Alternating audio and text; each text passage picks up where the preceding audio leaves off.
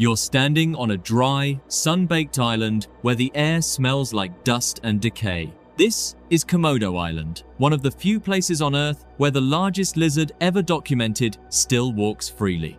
Komodo dragons aren't survivors of chance, they're survivors of efficiency. While other giant reptiles vanished with shifting climates and competition, this one stayed, not because it was faster, but because it was better. Let's talk about why that matters. Millions of years ago, this region was packed with massive prey, giant rodents, dwarf elephants, oversized herbivores that no longer exist. Most predators tied their survival to speed or numbers. Komodo dragons did something else. They slowed down, they conserved energy, they evolved a strategy built around patience instead of pursuit. You don't hear them coming, you smell them first. Metallic, musky, wrong. Their bodies barely move as they walk, conserving calories like a creature that understands scarcity better than hunger. This isn't a dinosaur that failed to evolve, it's a dinosaur that learned when not to. While other apex predators burn themselves out chasing food, Komodo dragons learn to wait, to let biology, blood loss, and time do the work. Evolution didn't keep them around out of nostalgia, it kept them because the system still works. And if you're wondering why they look so unimpressed all the time, it's because when you've already won, there's no rush. At first glance, you'd think evolution forgot to finish this animal. Short legs, heavy body, a face that looks permanently unimpressed. But every inch of the Komodo dragon is tuned for one job: controlled violence. Its skull is lightweight but flexible. Its neck muscles are absurdly strong. And its bite? That's where the misunderstanding began. Let's check what scientists used to think. For years, the Komodo dragon was labeled sloppy, slow, primitive, a reptile relying on brute force and bad hygiene to get lucky. But when researchers started measuring bite mechanics, things got uncomfortable fast. Pound for pound, its bite force isn't the strongest. That's the trick. The dragon doesn't crush, it saws. Its serrated teeth curve backward like steak knives. When it bites, it pulls its head back and twists using its neck like a winch. Flesh tears, blood flows. And unlike big cats that need to finish the job immediately, the Komodo dragon doesn't panic if prey escapes. In fact, it expects it. This body isn't built for sprinting. It's built for endurance violence, like a tool you don't notice until it's already done damage. Imagine trying to open a can with your bare hands versus using a rusted blade that keeps cutting every time you move. That's the Komodo's design philosophy. It looks ancient because it is ancient. It works because evolution stopped improving what already kills efficiently. And when nature stops editing something, that's usually a bad sign for everything else. For decades, scientists thought Komodo dragons killed with bacteria, a filthy mouth, rotten saliva, a biological accident. You get bitten, you get infected, you die. Simple. Except it wasn't true. The dragon's mouth isn't uniquely dirty, and prey wasn't dying from infection alone. Something else was happening. Something slower, something deliberate. Let's talk about what the evidence started whispering.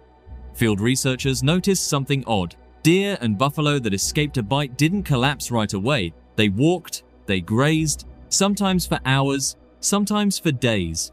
Then, without warning, they weakened. Blood pressure dropped. Wounds that should have clotted kept bleeding. The animals didn't look panicked, they looked tired. That's when the old story fell apart. Lab analysis revealed that Komodo dragon saliva wasn't a biological trash heap, it was normal. No special bacteria, no super infection, which meant the dragon wasn't getting lucky. It was planning.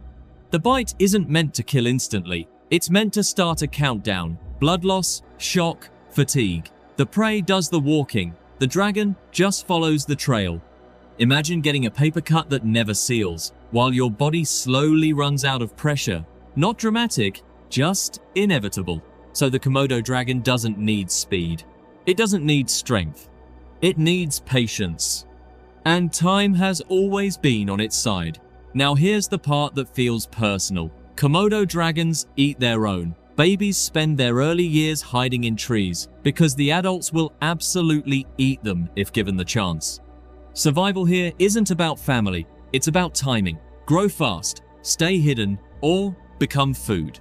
Let's slow this down, because it gets darker the more you look at it. A Komodo hatchling enters the world already on a wanted list. From the moment it breaks out of the egg, everything bigger than it is a threat, including its parents. Adults don't recognize offspring. They recognize calories. So the young do the only thing that makes sense. They climb.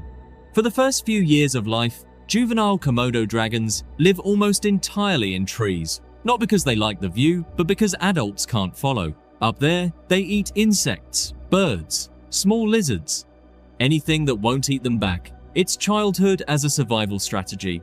This isn't cruelty, it's efficiency. Cannibalism keeps populations stable in harsh environments where food isn't guaranteed. Fewer mouths, stronger survivors. Evolution didn't flinch when it designed this system, it sharpened it.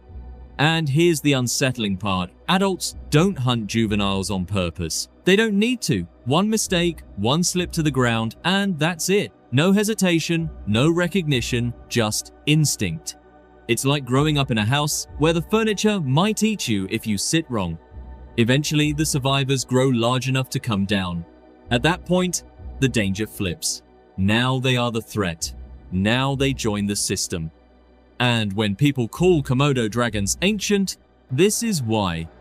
Not because they're outdated, but because they reflect a version of nature that never pretended to be gentle. You don't outgrow danger here.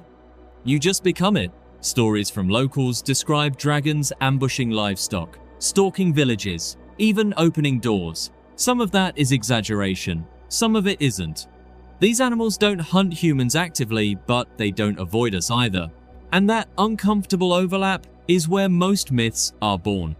Let's talk about what actually happens on these islands. Komodo dragons live close to people. Fishing villages, dirt roads, dry riverbeds that double as walking paths. Over time, the dragons learned patterns, where food appears, where scraps are dumped, where livestock wanders a little too far from home. That's not malice, that's memory. There have been documented attacks on humans, rare but real.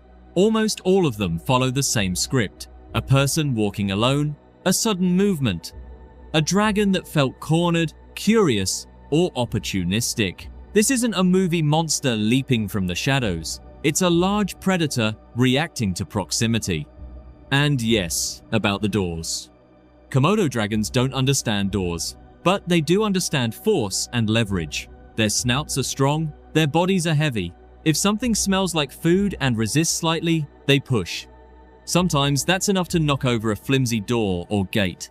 The story spreads, the myth grows legs. Scientists and park rangers now emphasize distance and respect. Not fear, but awareness. These animals aren't evil, they're indifferent. And indifference is often more dangerous than aggression. Imagine sharing your neighborhood with something that doesn't care who you are, only whether you're worth the effort. That's the line where fear becomes fact. And once you live there long enough, you stop asking whether the stories are true, and start asking why you were ever surprised. For years, we told ourselves a comforting story, that these animals were clumsy, slow, lucky. But modern tracking, venom analysis, and behavioral studies revealed something else entirely. Komodo dragons aren't messy killers, they're calculated ones. We weren't watching closely enough. Let's talk about how that misunderstanding happened. Early researchers saw a large lizard with short legs and assumed limits. Compared to big cats or crocodiles, the Komodo dragon looked inefficient, so scientists filled in the gaps with assumptions. Dirty bite, accidental infection. A predator surviving more by coincidence than design. That story was easy and wrong. Once GPS tracking collars were introduced, patterns emerged. Dragons weren't wandering randomly. They were positioning themselves near game trails, water sources, places prey had to pass. When venom studies followed, the picture sharpened even more. This animal wasn't relying on bacteria or luck, it was deploying a physiological shutdown. Even their hunting patience was misunderstood. What looked like laziness was restraint. What looked like sloppiness was timing. Komodo dragons don't chase because chasing wastes energy. They don't rush because rushing introduces risk. Think of it like this. Early humans thought sharks had to keep swimming or they'd drown. That was wrong too. We have a habit of projecting panic onto animals that don't feel it. And here's the uncomfortable part. Once scientists corrected the record, the dragon didn't change at all. It had been doing the same thing the entire time. We just finally learned how to read it. So the myth of the primitive reptile collapsed under better tools and closer attention. Which raises a quiet question. How many other animals are we still misunderstanding? Not because they're mysterious, but because we haven't slowed down enough to notice how carefully they move. So now you've seen what the Komodo dragon really is. Not a relic, not a monster, but a perfectly tuned survivor. A predator that doesn't rush, doesn't roar, and doesn't need to. Nature doesn't always win with speed or strength. Sometimes it wins by waiting. Thank you for watching and spending this time exploring one of the most misunderstood animals on Earth. If you enjoyed this kind of documentaries and unsettling storytelling, feel free to like the video and subscribe to the channel. It really helps more than you think. And if you're curious where nature gets even stranger, I'll see you in the next one.